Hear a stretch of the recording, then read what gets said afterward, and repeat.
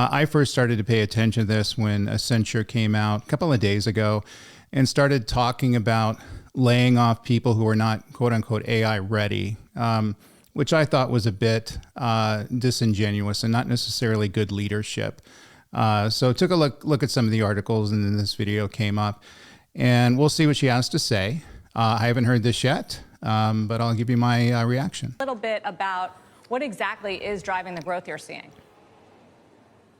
Well, thanks, Sarah. Yes, so just kind of taking you behind that growth, which was $5 billion in the year, it's very much driven by our deep ecosystem relationship. Now, one of the things you noticed about consulting companies, Accenture's no exception to that. They're obviously a big consulting company. They've been around for a long time, very successful.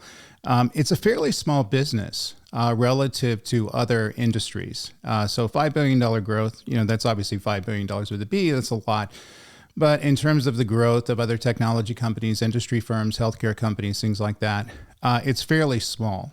So consulting firms typically don't have the multiples that technology firms have and manufacturing firms have, because all they do is provide consulting. The value is in the heads of the consultants who are working there or choose to work there.